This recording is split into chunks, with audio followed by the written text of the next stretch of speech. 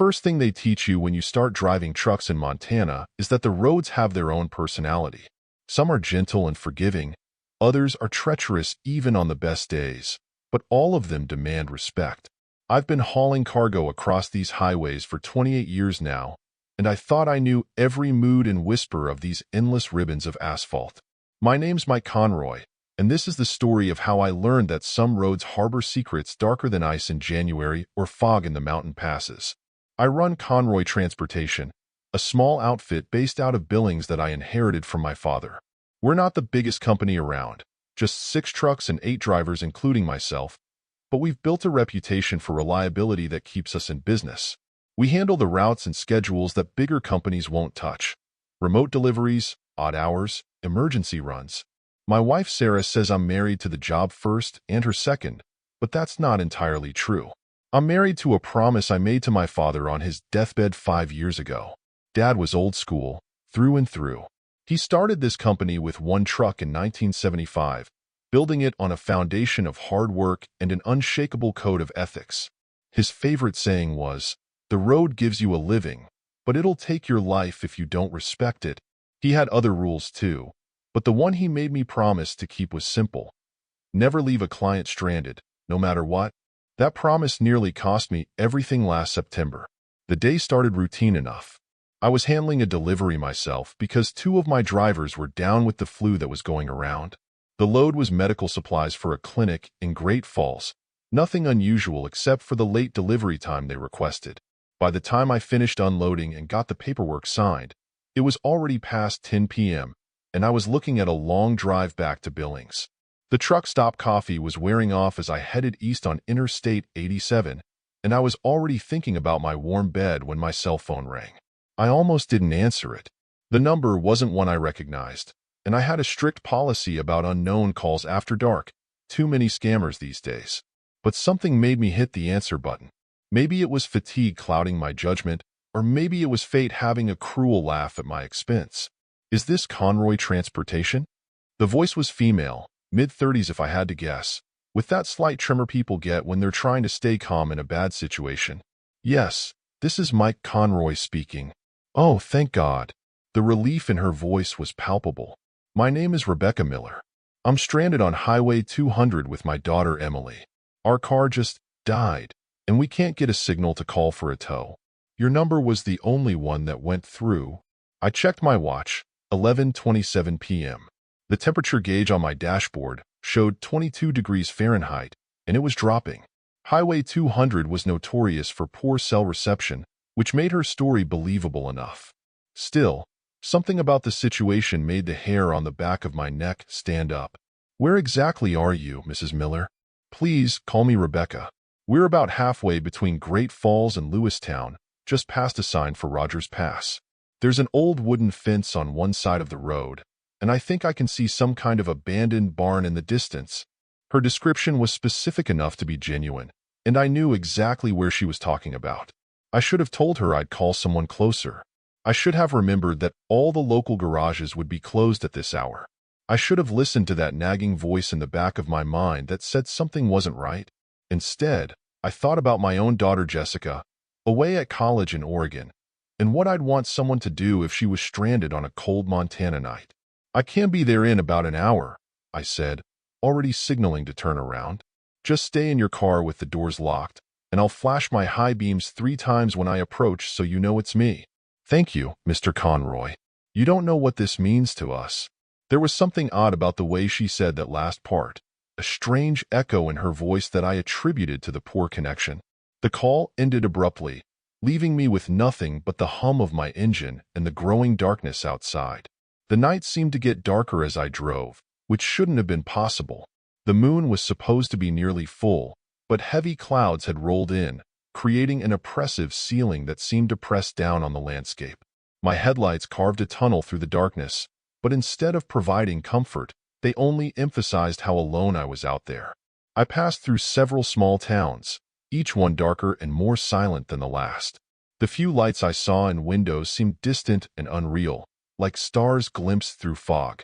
The temperature kept dropping, and frost started forming patterns on the edges of my windshield, despite the heater running full blast. It was just past midnight when I spotted the wooden fence Rebecca had mentioned. The abandoned barn was there too, a dark shape against the darker sky. My headlights swept across a red Subaru pulled over on the shoulder, frost already thick on its windows. I flashed my high beams 3 times as promised and pulled up behind it. The first warning sign should have been how cold it was when I stepped out of my truck. Montana gets cold, that's no secret. But this was different. This cold had weight to it, presence. It felt like stepping into a freezer that had been running since the beginning of time. The second warning sign was the silence. Out here, you always hear something. Wind in the grass, distant animals, the tick of cooling engines. But there was nothing, not even the sound of my boots on the gravel seemed to carry properly. I grabbed my toolbox and flashlight, more out of habit than any real belief I'd be doing roadside repairs. As I approached the Subaru, I noticed both front doors were slightly open, which made no sense given the temperature. The interior lights were off, but I could see personal belongings scattered across the seats. A purse, a backpack decorated with band patches, a thermal coffee mug in the holder. "Hello?" I called out. "Rebecca? Emily?" My voice sounded flat, like the air itself was too cold to carry sound properly. There was no response, but I noticed something that made my stomach clench. Footprints in the frost-covered grass leading away from the car. 2 sets, one larger than the other, heading toward a grove of cottonwood trees about 100 yards from the road. Every horror movie I'd ever seen flashed through my mind, along with my father's voice reciting another of his rules. If something feels wrong, it probably is. But I also heard his voice reminding me of my promise. Never leave a client stranded. Besides, I reasoned, if someone was really in trouble out there. I followed the footprints, my flashlight beam bouncing off the frost that seemed to be growing thicker by the minute. The temperature was still dropping, and my breath came out in clouds so dense they almost seemed solid. As I got closer to the trees, I noticed something strange about the footprints. They started out normal enough, but gradually became less and less distinct, as if whoever made them was somehow getting lighter. The cottonwoods loomed ahead, their branches tangled together like gnarled fingers against the sky. My flashlight caught something metallic hanging from one of the lower branches, a charm bracelet, the kind teenage girls wear. It was swaying gently, despite the complete absence of wind. When I reached out to touch it, the metal was so cold it almost burned. That's when I heard the whispers. At first, I thought it was just my mind playing tricks on me, creating patterns out of nothing like humans tend to do. But then I heard it clearly. A voice that sounded like someone trying to speak underwater, coming from everywhere and nowhere at once. "Mr. Conroy, we've been waiting for you."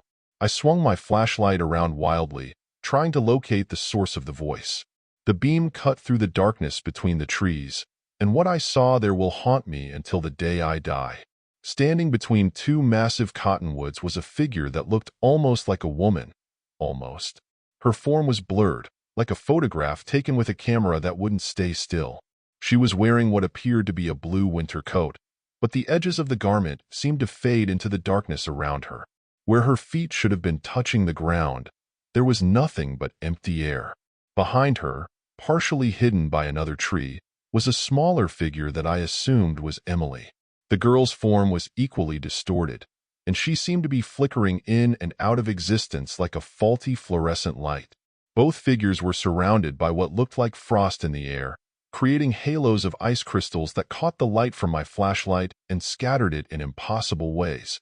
I'd like to say I stood my ground, that I tried to help or at least understand what I was seeing. But primal instinct took over, and I ran. The flashlight fell from my numb fingers as I turned and sprinted back toward my truck. Behind me, I could hear that awful underwater whisper getting louder, accompanied by a sound like crackling ice and what might have been laughter. The distance to my truck seemed to have doubled, maybe tripled. My lungs burned from the cold air, and my legs felt like they were moving through molasses. The whispers were getting closer, and the air around me grew colder with each step. Ice crystals formed on my jacket, in my hair, on my eyelashes. When I finally reached the truck, my hands were shaking so badly I could barely get the key in the ignition. The engine turned over reluctantly, as if it too had been touched by whatever supernatural cold was pervading the air. As I threw the truck into gear, My headlights swept across the field one last time, and there they were, Rebecca and Emily Miller, standing at the edge of the road. Their forms were still blurred and distorted, but I could see their faces clearly now. They were smiling, but not like humans smile. Their mouths were too wide, their teeth too numerous, their eyes reflecting my headlights like animals caught in a beam. I floored the accelerator, not caring about road conditions or safety regulations. In my rearview mirror, I watched their figures growing smaller until they disappeared entirely. But even after I could no longer see them, I felt their presence, a cold spot in my mind that wouldn't go away. The rest of the drive home is a blur in my memory. I know I didn't stop once, not even when my fuel gauge was running low. The sun was rising by the time I pulled into my driveway, and Sarah was already up, worried sick because I hadn't called. I tried to tell her what happened, but the words wouldn't come out right. How do you tell someone you love that everything they believe about the world is wrong? I called the local police later that morning and reported what I'd found. The officer who took my statement was professional but skeptical. They sent a patrol car out to investigate, but they found nothing. No car, no footprints, not even the charm bracelet I'd seen in the trees. The officer suggested I'd been tired and seeing things, maybe even hallucinating from fatigue. I almost wanted to believe him, but then I started doing research. 20 years ago, almost to the day, a woman named Rebecca Miller and her 15-year-old daughter Emily disappeared while driving home one night. Their car was found abandoned on Highway 200, with footprints leading into a field beside the road. The official report noted that the car's windows were covered in an unusual amount of frost, despite the temperature being relatively mild for September. They were never seen again. I dug deeper, spending countless hours in library archives and online forums. I found other stories, dozens of them, spanning back almost 50 years, all following the same pattern. Stranded motorists on Highway 200, usually at night, usually during the colder months. Some of the stories ended with disappearances, others with lucky escapes like mine. In many of the accounts, witnesses described seeing blurred figures and feeling unnatural cold. The thing that really keeps me up at night, though, is what I found in my father's old logbooks. 3 weeks before his fatal heart attack, he'd written an entry about a late-night call from a woman and her daughter stranded on Highway 200. The entry ends mid-sentence, and the next several pages are blank. I remember that week. Dad came home late one night, pale and shaken, refusing to talk about where he'd been. He never drove that route again. I still run my transport company. Bills don't pay themselves, and I've got employees counting on me. But I've made some changes.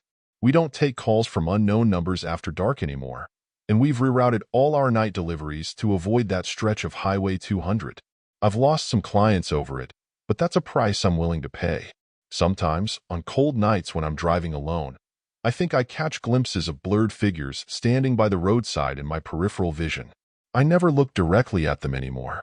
I've learned that some things in this world aren't meant to be seen clearly, and some mysteries are better left unsolved. The charm bracelet shows up sometimes, in my dreams. It's always swaying in a non-existent wind, ice crystals forming around it like tiny diamonds. In the dreams, I can read the charms. One says Emily, another has a date, September 15, 1993, and a third simply says forever. I wake up from these dreams with frost on my windows, even in the middle of summer. I've never told this story publicly before, but I think it's time people knew. Not because I expect anyone to believe me, but because I hope it might save someone else from making the same mistake I did. If you're driving on Highway 200 at night, and you get a call from someone stranded on the road, don't stop. Don't answer.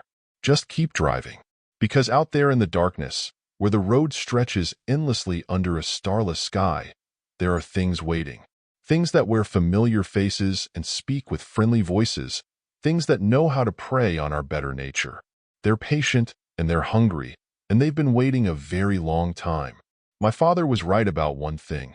The road gives you a living, but it'll take your life if you don't respect it. What he never told me was that sometimes the road wants more than just respect.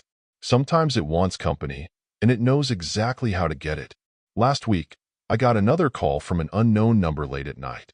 The voice on the other end sounded like a woman, asking for help on Highway 200. In the background, I could hear what sounded like a teenage girl calling for her father.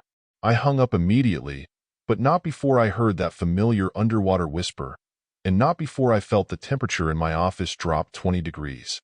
The roads have their own personality out here in Montana. Some are gentle, some are treacherous, but all of them have their secrets.